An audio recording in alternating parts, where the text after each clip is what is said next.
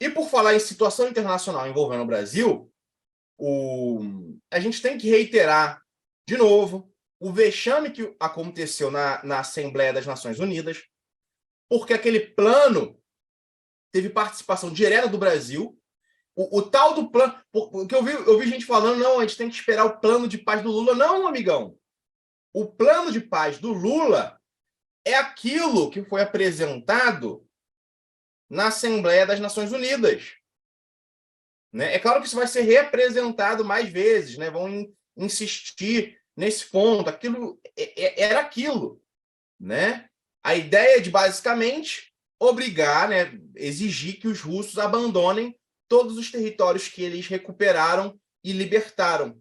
Crimeia, Donetsk, Lugansk, Kherson e Zaporôzia. Regiões de maioria russa, em relação às quais o regime de Kiev possui pretensões de limpeza étnica, iniciada já em 2014. Na época, eu divulguei numa página de Facebook notícias, isso em 2014, notícias que tratavam do fato de que o governo de Kiev estava transferindo famílias da parte oeste do país para as partes de Donetsk e Lugansk que estavam desabitadas, porque as pessoas dali haviam abandonado as suas casas para fugir para a Rússia.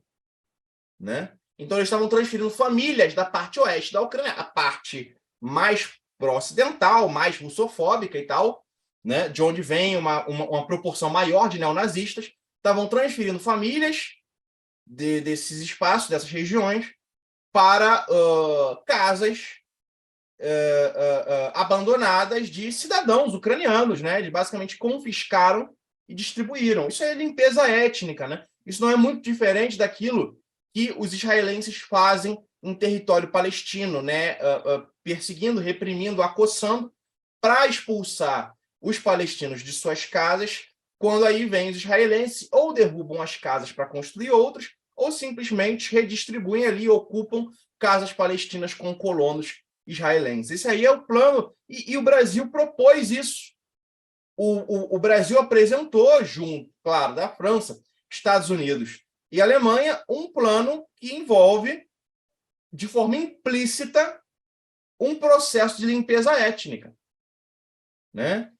Sinceramente, é um absurdo. Eu considero inconcebível que o nível de ignorância no Itamaraty seja tamanho que eles não percebam isso, ou que eles sejam coniventes com isso.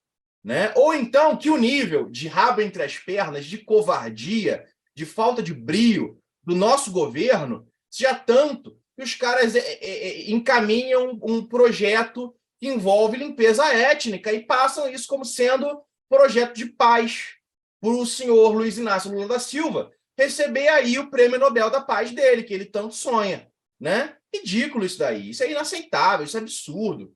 Né? Isso sabe, é absurdo. Eu não aceito mais papo de comer pelas beiradas, de ir no sapatinho, etc, etc. Porque, olha só, eu ouço isso desde o governo Lula 1. O pessoal nas universidades estava pedindo que a gente votasse no Lula, porque o Lula estava enfrentando a burguesia pelas beiradas, né? Estava comendo a burguesia pelas beiradas. Estou vendo aí a burguesia brasileira comida pelas beiradas. Né? O nível de desigualdade de renda só foi aumentando. Né? Hoje o Brasil continua paraíso dos banqueiros. Pior, o rentismo começou, inclusive, a se difundir socialmente. Né? Então, assim, eu não aceito mais esse papo aí de ir no sapatinho, de comer pelas beiradas, etc, etc, porque eu acredito que a soberania é algo a ser conquistado e é conquistado por quem tem valor. Né? Memento audere semper, né? Diziam os antigos romanos, lembre-se sempre de ousar. Né? E como é que é fortes fortuna adiuvat, né? A fortuna, né? A sorte, ajuda os bravos, os corajosos, se não me engano, essa é a tradução. Isso aí não quer dizer entrar em guerra ou, sei lá, fazer alguma maluquice. Mas por que a gente não consegue seguir nem mesmo a África do Sul, a Índia, Ou, pô, o Mali, El Salvador, Nicarágua, a gente não consegue ser mais corajoso do que El Salvador? Né? E olha, vamos ser sinceros, isso aí é um mal político do brasileiro que a gente tem que expurgar.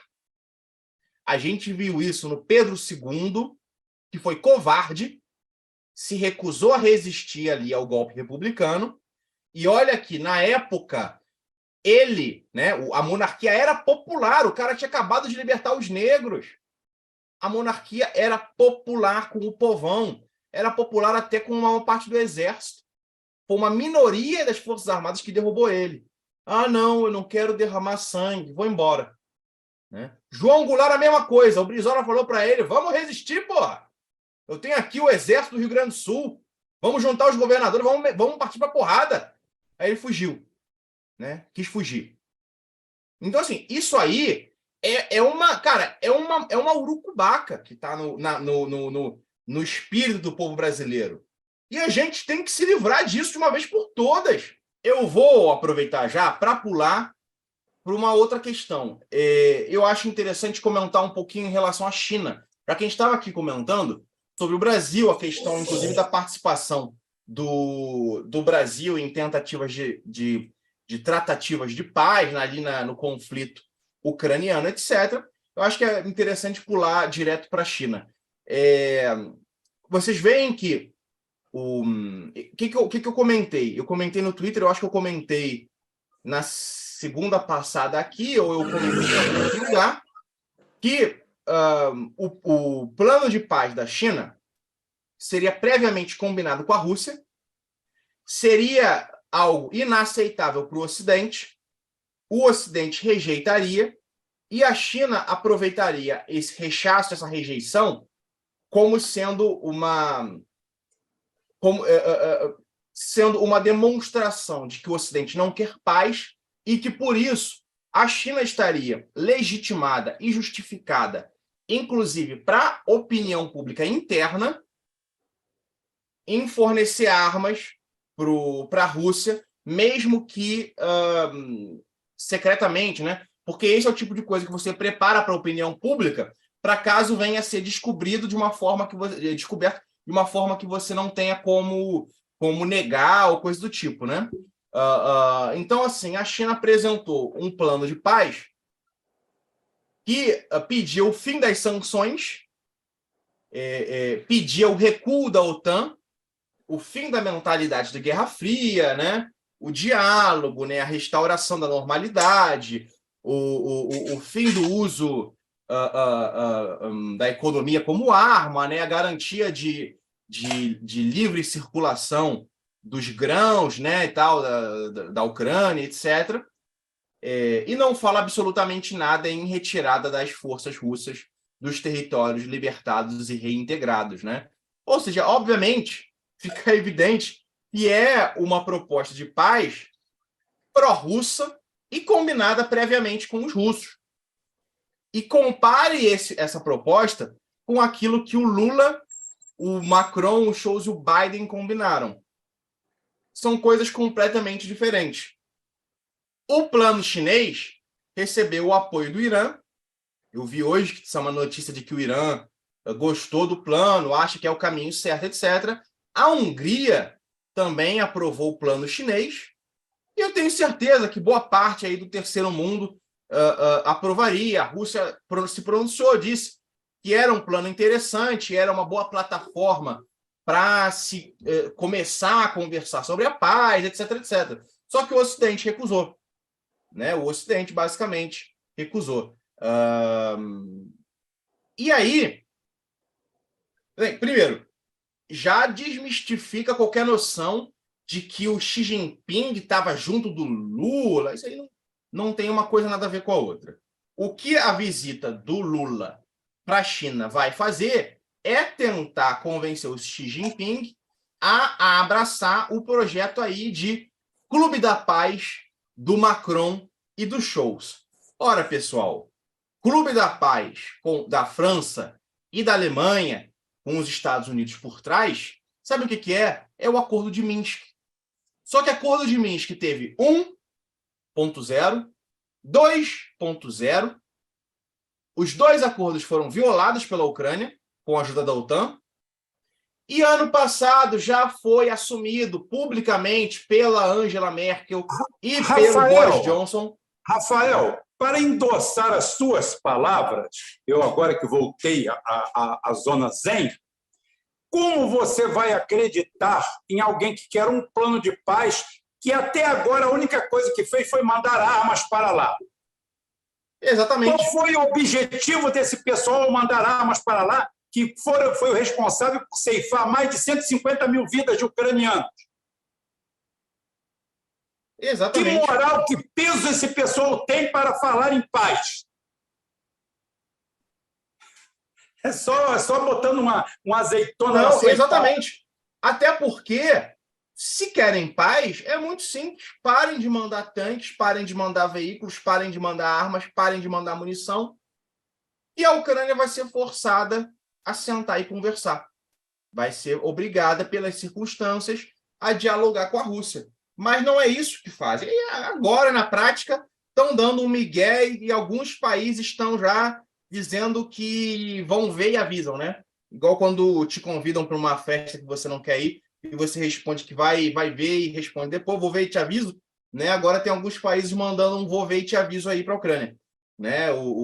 A Dinamarca, até a Holanda, a Itália, tem uns países aí que estão, beleza, depois a gente vê isso daí. Né? Mas na prática é basicamente parar. É só parar. Né? Por outro lado, tem países como Estados Unidos e Grã-Bretanha que estão escalando o seu envio de dinheiro, de armas, de munições, etc, etc. Ou pelo menos tentando, porque essas indústrias não estão dando conta do recado. Né?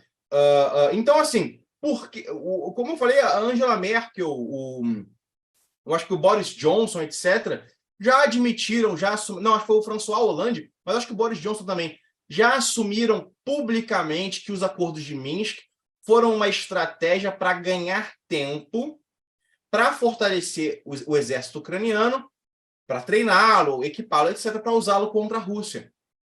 Por que a Rússia vai acreditar num acordo de Minsk 3.0? Não tem motivo para isso. Nada explica, nada justifica, eles não são otários assim. Tá entendendo? O plano que tem chance de paz é o plano da China. Não é o plano aí do Brasil, do Macron, do Scholz e do Biden, né? Essa é a realidade.